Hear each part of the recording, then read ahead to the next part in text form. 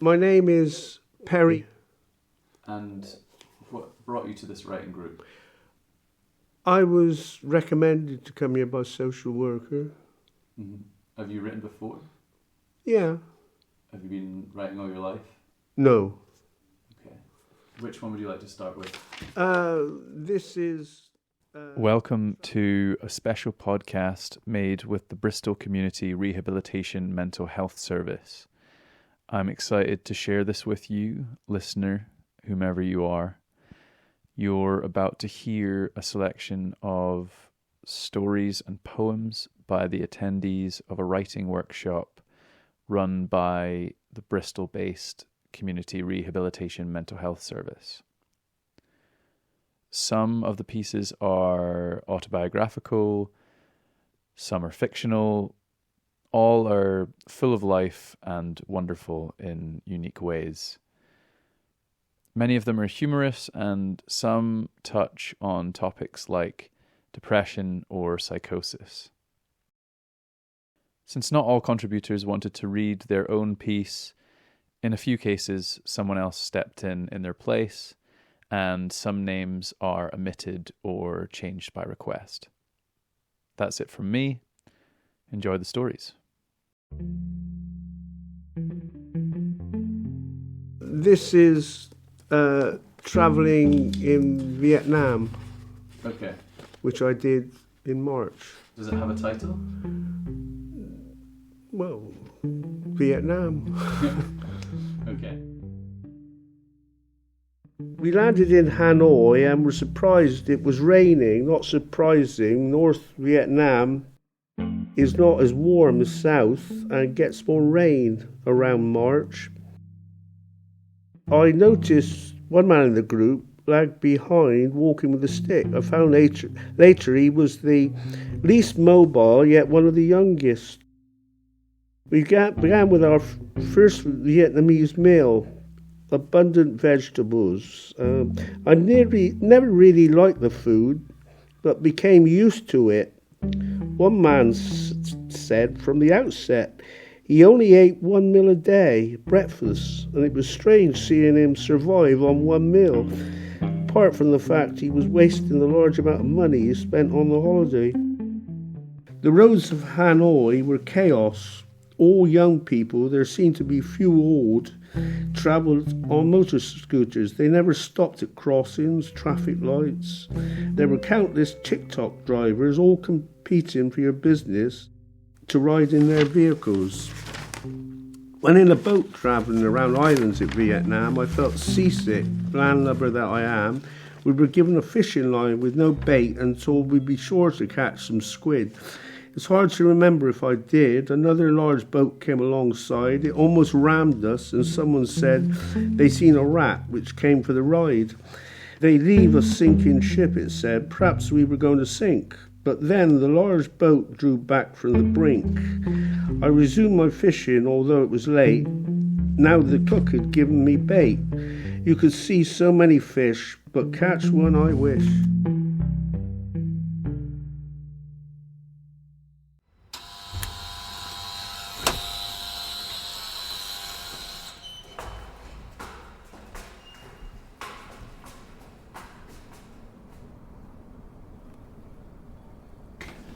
So, can you just say your name and what you had for breakfast this morning? Sarah. Toast. I wrote this little piece originally in some form for my daughters when they were little, with an attempt to only use 50 words. I've used more than 50 words, so it was much easier.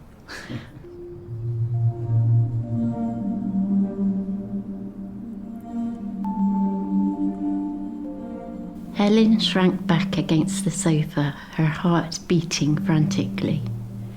She looked at his battered body lying in the corner, motionless.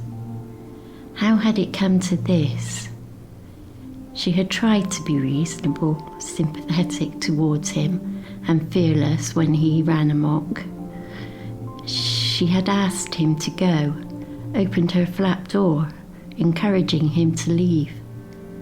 But no, he point-blank refused, his continued presence and random movements casting fear into her. She fought hard, and now she was left with his body to dispose of. She took a deep breath and approached him cautiously. Then she swept him onto a newspaper and flushed the big hairy spider down the toilet.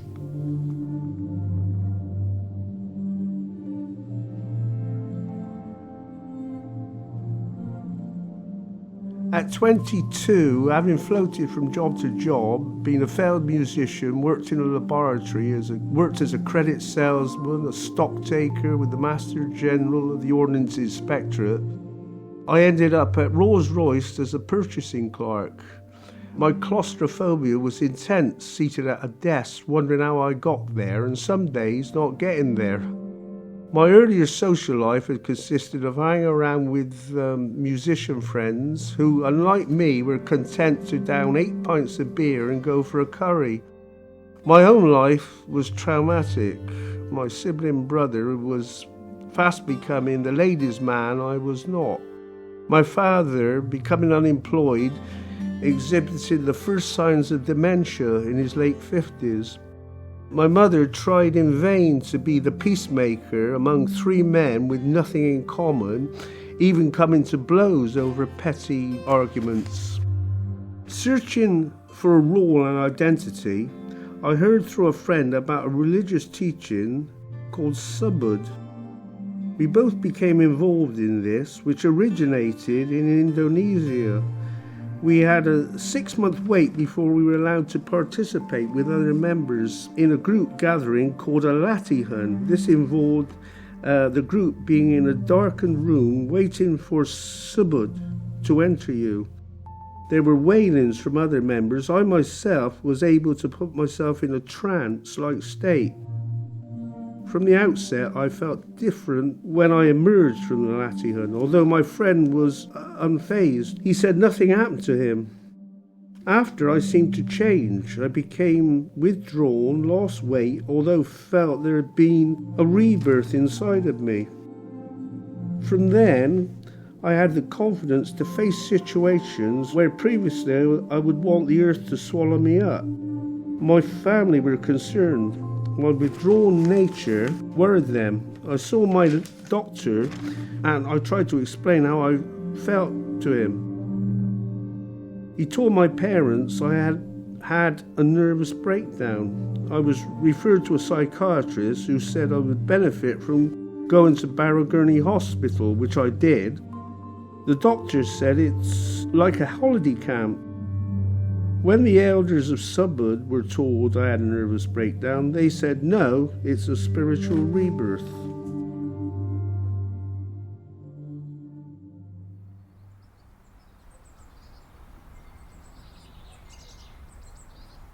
Arriving at the Fields by M. I arrive on my bicycle, panting, alien, worn out. Arriving at the fields rejuvenates me. This is what I am here for, and I don't want to be disappointed.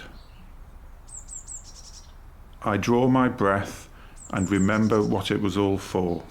I'm energized. My head sits slightly higher on my neck. I feel bliss and calm. Nature. There's nothing quite like it. Wherever you walk in the land, I'm just glad that I'm here now on planet Earth, and I start to count my blessings. Something's gone right. This has worked out as I intended it to. Not often, but it has. I can hear the birds sing, and they seem happy to me. Now just to clear my thoughts and take in the present moment.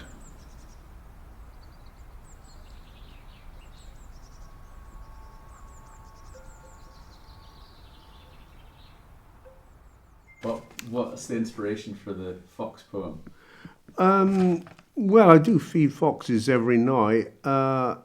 And this is something I thought about because, I just think that maybe some of Darwin's theories you could question. I'm sure the scientists might have some answer, but is it necessarily the right answer? Where do you feed your fox? Across the road, there's a green, and they just come out, and they even. I always see them on a Monday night because I go out, and last Monday it was just there waiting, sat down waiting because it knows it's going to get fed at a certain time. So do you think it's definitely the same fox? Oh no, there's ones there. I mean, there's the big one. There's a three-legged fox which must have lost a leg in a road accident, I guess. But I mean, that wouldn't survive normally because it couldn't hunt. But it's surviving because people feed it.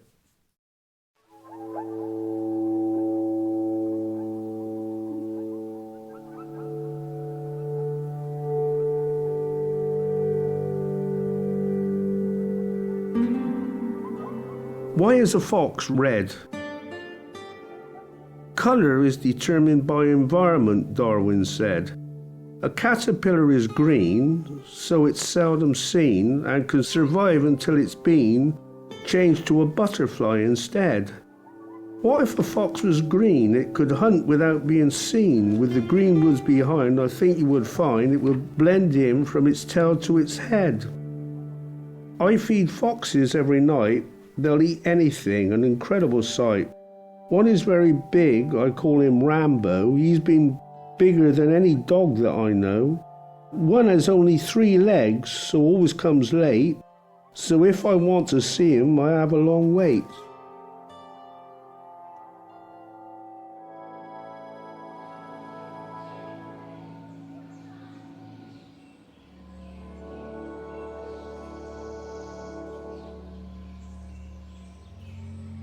Innocence.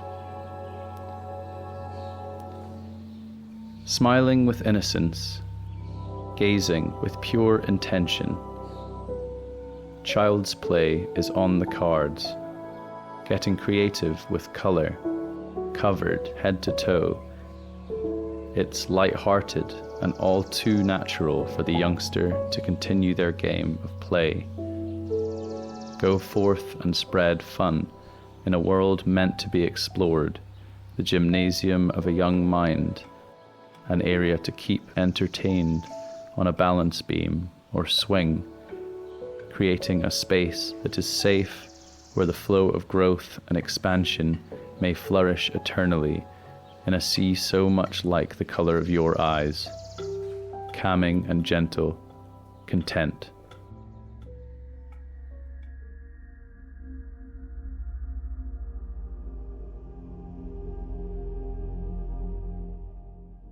When I came to the writing group, I felt a bit anxious about how well I was going to do, but felt better when I actually started writing. I wrote about various topics, and this really gave me the chance to think more creatively. Jesus was in my room, and so was God, and so was the devil. Jesus didn't say anything, but God said that I will regret. I asked him what I would regret, and he didn't answer. That is all he would say over and over again. The devil said that I was worth a lot of money in another time zone. I asked him what he meant by another time zone, and he didn't reply. This was all very confusing to me, and I wondered where they came from. It was so real, but they weren't really there, or were they? They were invisible, but don't a lot of us believe God, the devil, and Jesus are around us even though we can't see them? I could hear their voices as clear as if I was listening to somebody that is visible. But there were voices in my head and only I could hear them.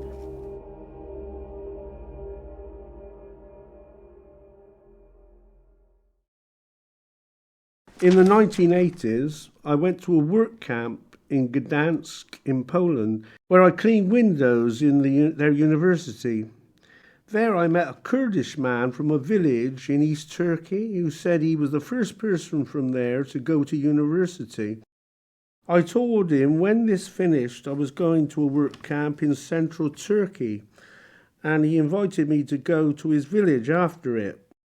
When I arrived in what was Kurdistan, on the bus, I noticed no one spoke English, so I wondered what would I do if my friend was delayed or never turned up. But he arrived on the very next bus, and we travelled to his village. There, they had no electricity or running water. This was the family's mountain summer home. My friend translated for me a comment by one man that Edison never came there.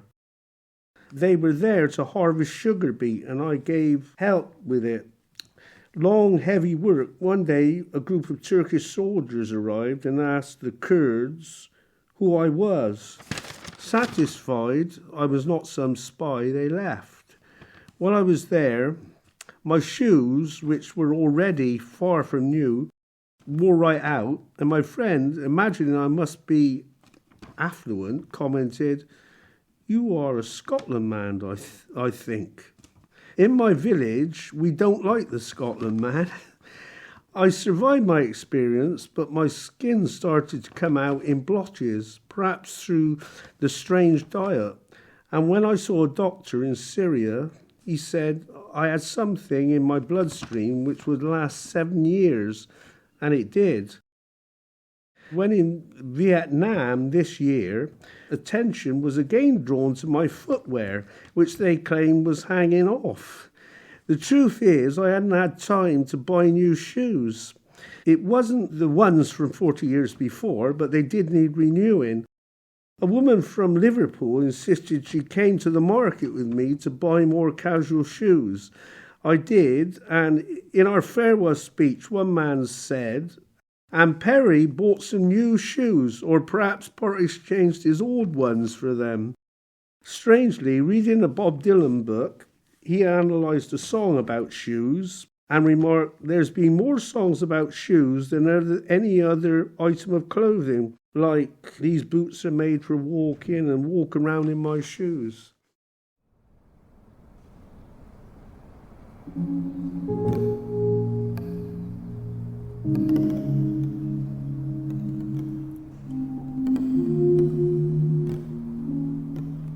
Churchill's Black Dog and Sylvia's Dream.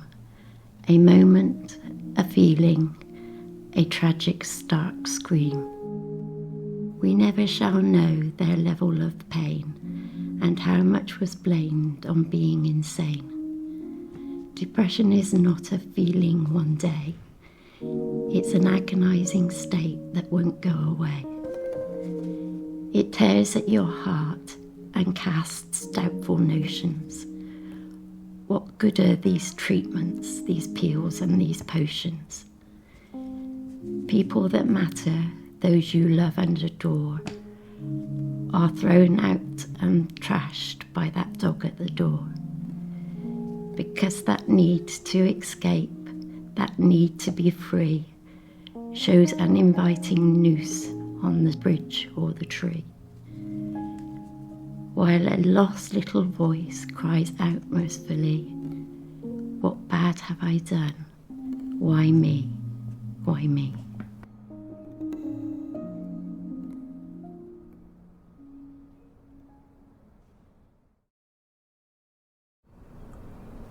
It's been good.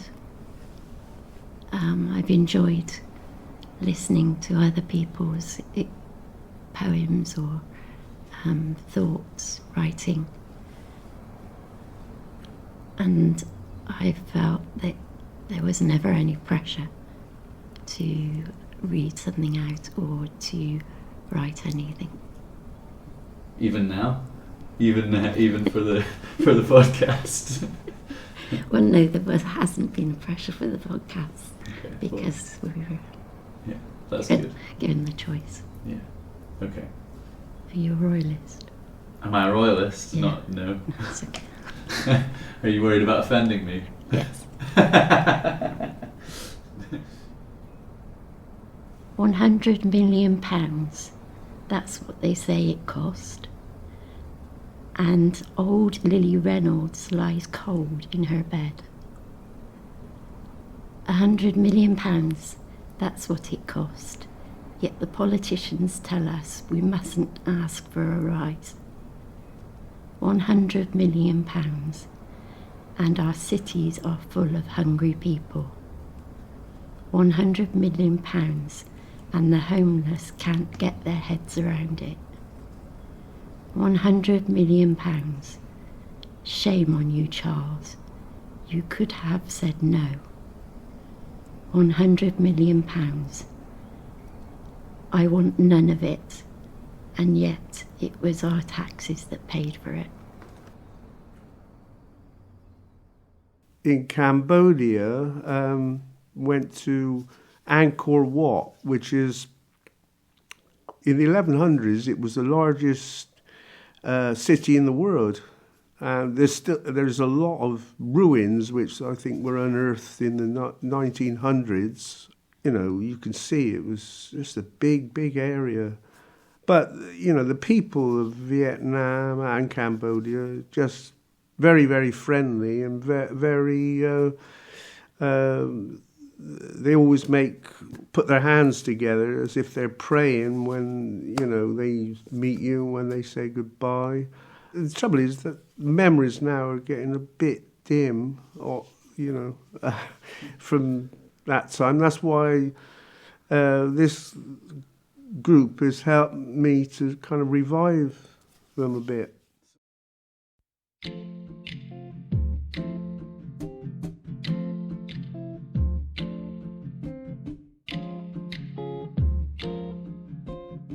This podcast was produced, edited, and mixed by me, Sam Walsh, with music from Blue Dot Sessions.